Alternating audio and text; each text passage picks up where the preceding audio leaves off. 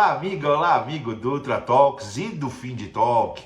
Tudo bem com vocês? Eu sinceramente espero que sim. Sexta-feira e às sextas-feiras temos essa nossa oportunidade de bater esse papo rápido sobre as notícias mais impactantes que rondaram aí o nosso mercado e principalmente aquelas em que eu consiga dar os meus 20 centavos de contribuição.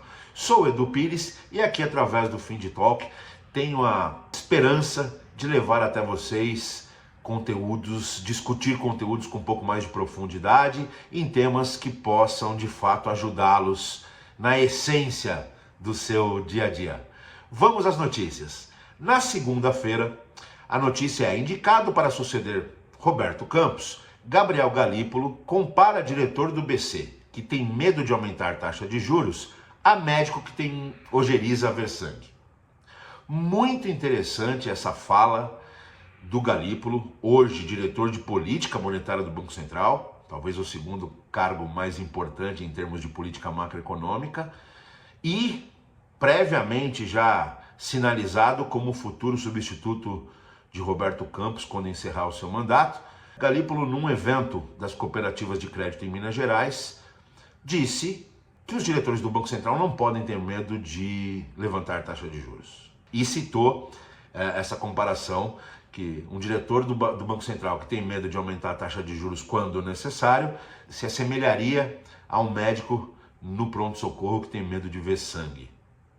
Uma fala clara, direta, uma fala muito importante, porque ela pode ser apenas uma estratégia de comunicação com o mercado. Ele pode ter falado isso para tentar induzir que o mercado caminhasse num determinado sentido.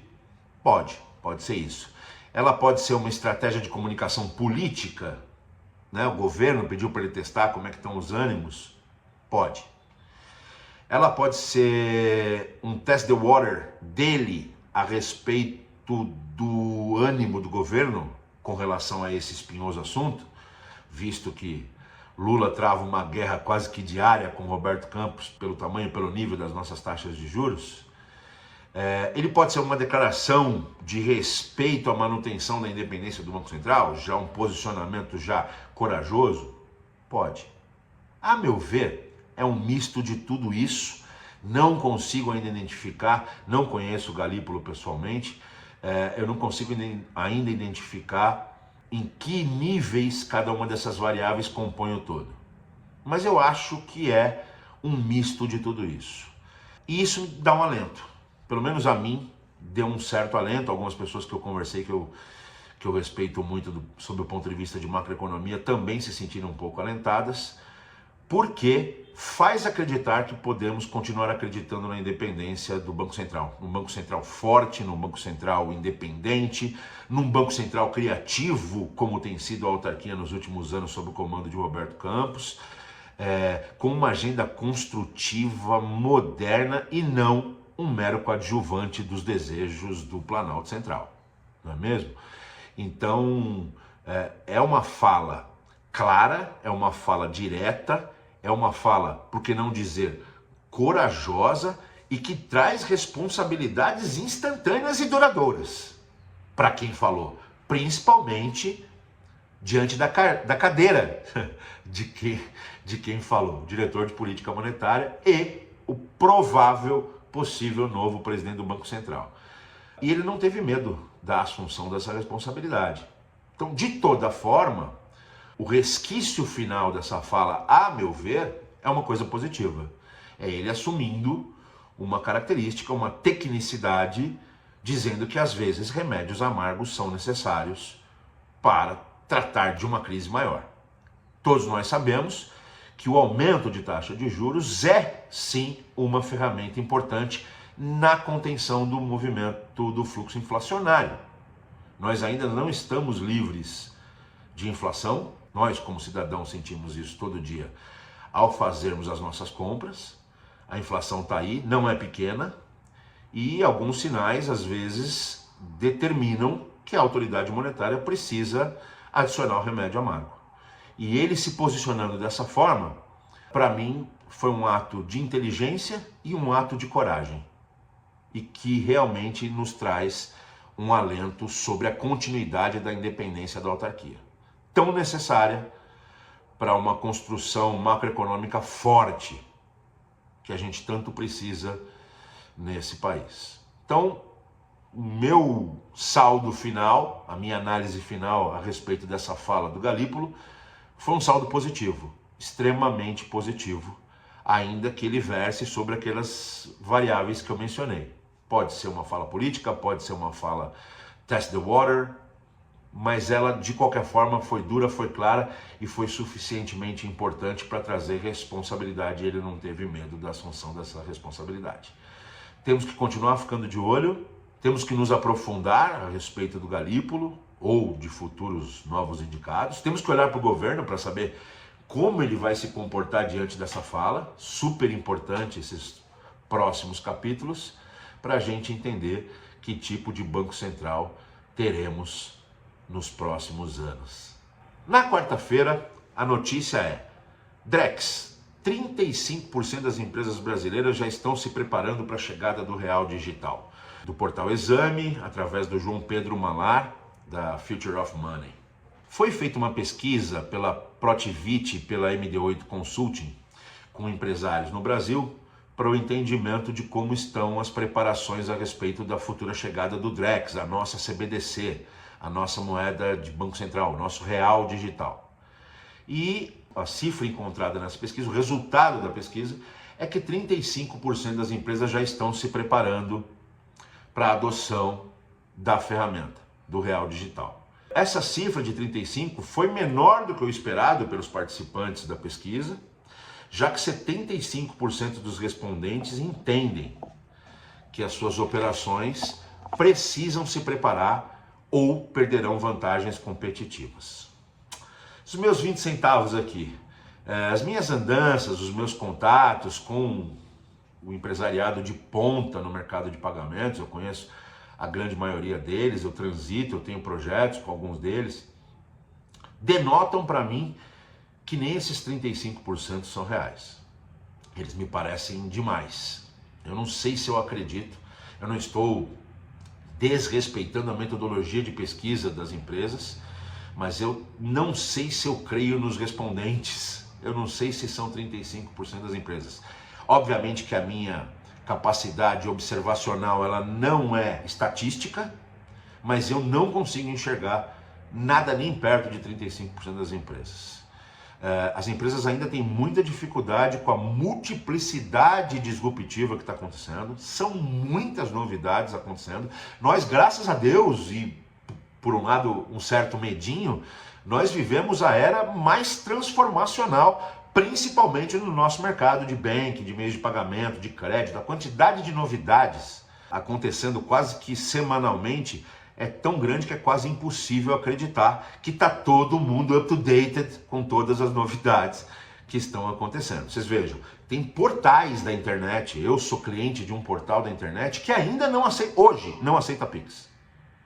Um cartão meu deu problema no pagamento da mensalidade, eu fui entrar para acertar e aí queria fazer um Pix, não tem Pix, só aceita cartão. Um portal da internet, um dos principais do Brasil. E eu posso citar aqui dezenas de exemplos. Então, o Pix, revolução absurda, super adotado por todo mundo, super simples, ainda não permeia a grande maioria das empresas brasileiras, apesar do sucesso que teve. Imaginem o Drex, que ainda tem uma componente desconhecida, né? O Banco Central está soltando pílulas do que será a ferramenta, muita preocupação com a segurança, corretamente muita preocupação com a segurança, mas ainda nós temos pílulas. Ninguém tem ao certo o panorama claro, eu estou falando do ponto de vista operacional, do que será o novo produto do Banco Central, a nossa CBDC. Então eu acho um pouco até improvável que 35% das empresas já estejam se preparando para a adoção. Além de tudo, as empresas têm o seu famoso arrasto do legado, né? Elas estão ou ganhando dinheiro, ou crescendo, ou com problemas nos seus formatos atuais de operação, né? A adoção do Drex, por um outro lado, ela em algumas operações vai demandar uma ruptura completa da matriz operacional atual. É uma mudança conceitual absurda, muito grande. Por isso que ela tem esse potencial de trazer uma enormidade, uma infinidade de benefícios.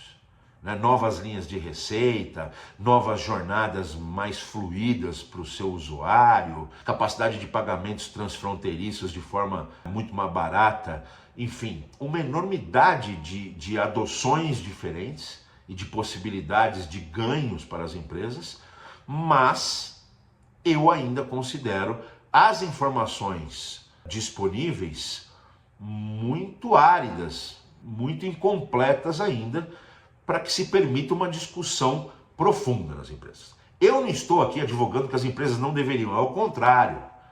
A gente está vivendo um paradoxo.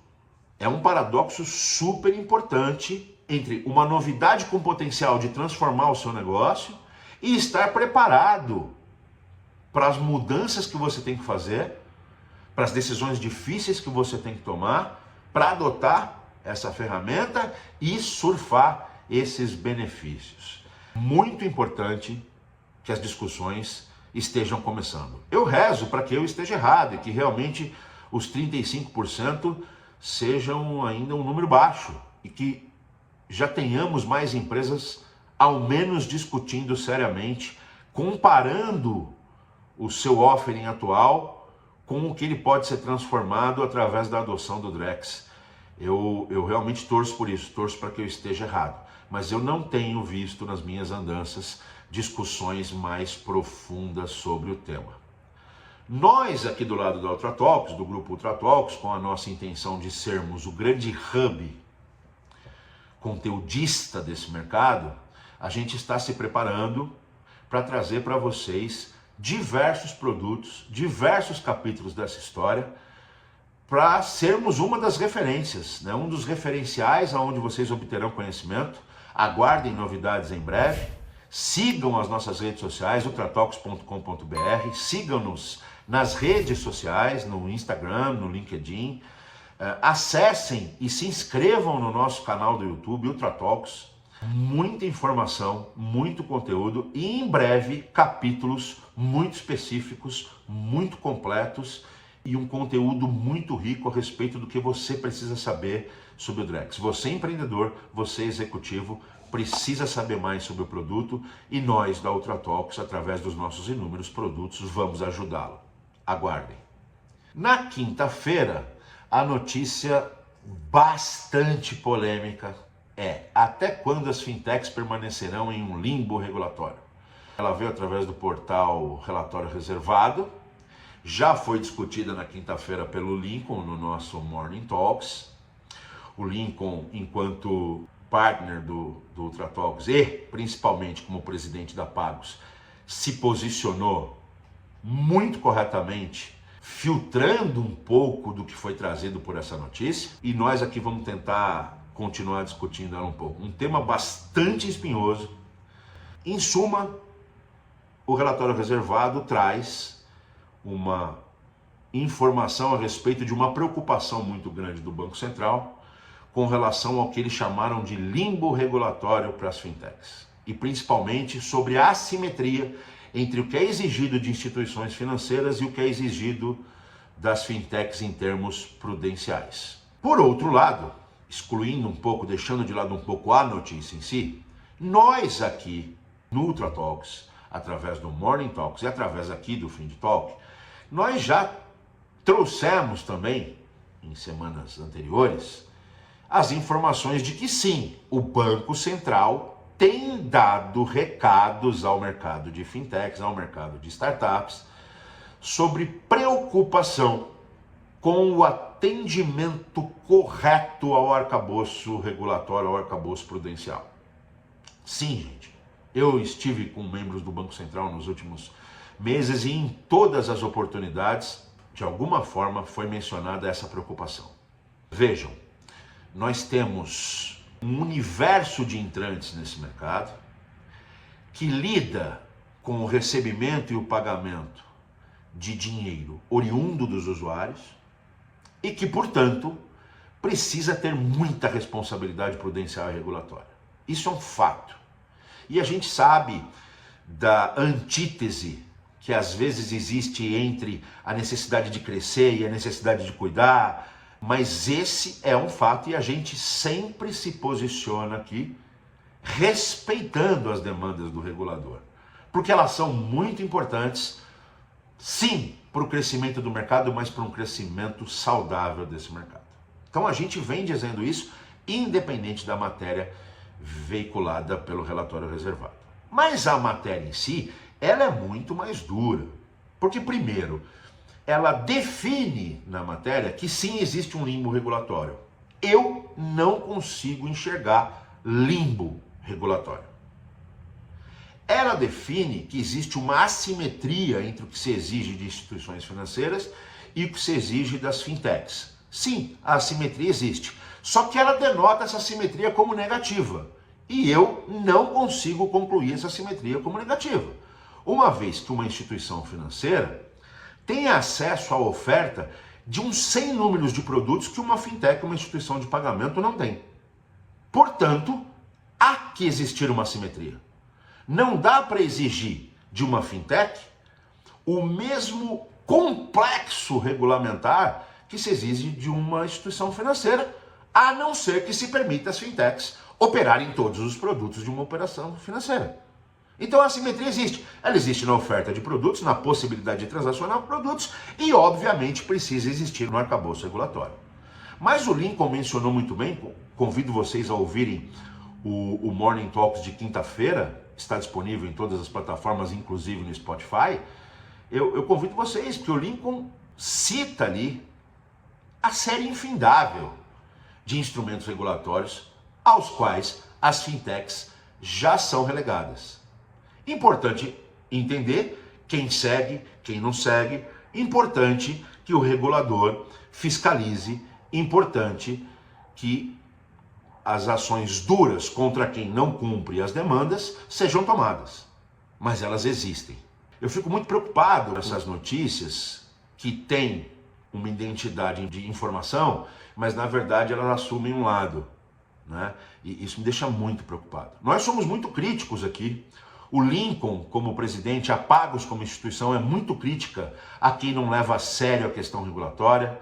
O Lincoln fala por diversas vezes no Morning Talks, nós dizemos aqui também, por diversas vezes, a importância de uma startup, de uma fintech, dar o devido cuidado, o devido respeito ao aparato regulatório, ao aparato prudencial, até para ajudar, para ser uma componente de auxílio ao processo de redução das fraudes, para dificultar a vida do fraudador. É preciso que os processos de Know Your Customer sejam bem feitos, sejam importantes, sejam bem consolidados, porque é impositivo que se você, no seu negócio, transita com o dinheiro dos outros, você tenha a total, a magnânima responsabilidade sobre esse tema. Vale vocês lerem o relatório reservado, mas vale vocês lerem com uma visão crítica.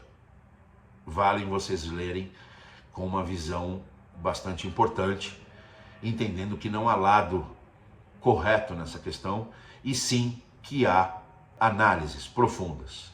A autarquia é séria, tem sim manifestado preocupação com a aderência de algumas fintechs, mas tem também demonstrado muita tranquilidade com que outras fintechs têm feito trabalhos absolutamente extraordinários. Inclusive fintechs que atuam instrumentalizando o arcabouço regulatório. Então, gostaria que vocês lessem a matéria, ouvissem o Morning Talks, porque é bem interessante. Vem mais briga por aí. Vem mais briga por aí nesse tema, ok? Hoje, a notícia que me chamou a atenção foi BETS, lei mais rígida, freia a busca por novas licenças federais em apostas esportivas. Pelo Infomoney, através da Renata de Carvalho.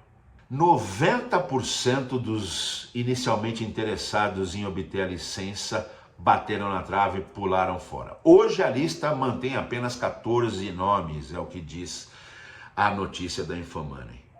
E obviamente que a regulação mais rígida é o principal motivador para essa debandada. A lei que está sendo gestada e que está sendo criada, que já passou pela Comissão de Constituição e Justiça do Senado e agora volta para a última votação antes da sanção presidencial, ela prevê um custo de 30 milhões de reais para a obtenção da licença. Depois ela prevê mais 30 milhões de reais como patrimônio mínimo de referência para você explorar esse mercado no Brasil. Depois ela prevê mais 5 milhões de reserva financeira para você suprir qualquer problema com as apostas. Além de um custo bastante importante, impossível de prever aqui em números, com estrutura prudencial, né? As empresas terão que se comprometer com a educação financeira dos usuários. As empresas terão que se comprometer, como qualquer instituição financeira ou instituição de pagamento, as empresas terão que se comprometer com o Know Your Customer, com uma estrutura clara de onboarding e de reconhecimento dos seus clientes, com uma estrutura clara de antirrisco e de antifraude, com uma estrutura clara de continuidade, os tais disaster recoveries, né? Como ela continua operando e honrando as suas obrigações, mesmo diante de desastres climáticos, operacionais, enfim. As empresas terão que ser muito estruturadas. Elas precisarão se preparar do ponto de vista financeiro, elas precisarão ser muito monetizadas e elas precisarão ser muito estruturadas. Óbvio que a contrapartida disso é um mercado de, no mínimo, os primeiros cálculos são de, no mínimo, 250 bilhões de reais por ano. Então vale a pena investir. É a velha e boa separação de joio e trigo que precisa acontecer em mercados regulados. Um mercado regulado precisa de operadores monetizados e estruturados, como eu disse anteriormente. Óbvio que surgem uma série de discussões técnicas e uma série de discussões filosóficas. Eu vou separar duas das filosóficas que mais me interessam. A primeira é o ato de regular, proteger, versus a criação de hegemonia, de grupos hegemônicos, a falta de democratização do acesso. O regulador exige tanta coisa que pouca gente vai ter acesso a fazer isso. Mas, gente, alguns mercados são para pouca gente. Porque eles precisam de um cuidado regulamentar muito alto para que eles não descambem para um desastre de fraude, de problema, de desrespeito ao consumidor. Mas essa discussão vai ganhar corpo, vai se acalorar. O regulador, como ele é muito exigente, ele não permite a democratização do acesso. E a segunda discussão é: legal, você exige tudo isso de mim para ser regulado, mas como que você vai coibir as operações não reguladas? Dada a fluidez jurisdicional, hoje o cara tem uma licença lá em Singapura, sei lá onde, nas ilhas Isle of Man, e opera via internet aqui no Brasil ou em qualquer lugar do mundo. A rapidez de adoção pelas populações mais jovens, que não estão tão ligadas com a questão da segurança, então elas adotam mesmo. Vídeo que aconteceu com o jogo do Tigrinho e todas essas maluquices que aconteceram e que acontecem quase que diariamente. E a incapacidade de gerir corretamente os diversos canais publicitários que se tem hoje. Antigamente, você ia nas televisões, proibia através do CONAR determinadas coisas numa publicidade, ok. Mas hoje tem uma multiplicidade de canais informacionais que são praticamente impossíveis de serem gerenciados. Então continua assim uma possibilidade de publicidade nesse submundo que é super acessado por essas populações mais jovens, e aí você tem um player, uma concorrência, aí sim assimétrica, entre os não regulados e os regulados no Brasil. Então essas duas discussões, eu acho que elas serão das mais fortes e permearão muito os próximos passos. O ente político, que é quem aprova a legislação, vai ouvir isso, porque vai tirar o termômetro da sua força eleitoral, não tenham dúvidas. A discussão religiosa vai permear também, já está permeando. Então a gente tem que olhar bastante para esses pontos nos próximos dias, nos próximos meses. É um mercado que eu acredito que o Brasil não pode ficar fora, porque ele acaba acontecendo no submundo. É um mercado que pode trazer muitas divisas, muito emprego, muita arrecadação e que, à medida que ele é trazido para a luz, nos ajuda pelo menos a construir as punições de quem age por baixo do radar. Vamos ficar de olho, assunto super importante, super quente e que precisa também do nosso entendimento. Um belíssimo final de semana a vocês e um beijo do Edu. Valeu!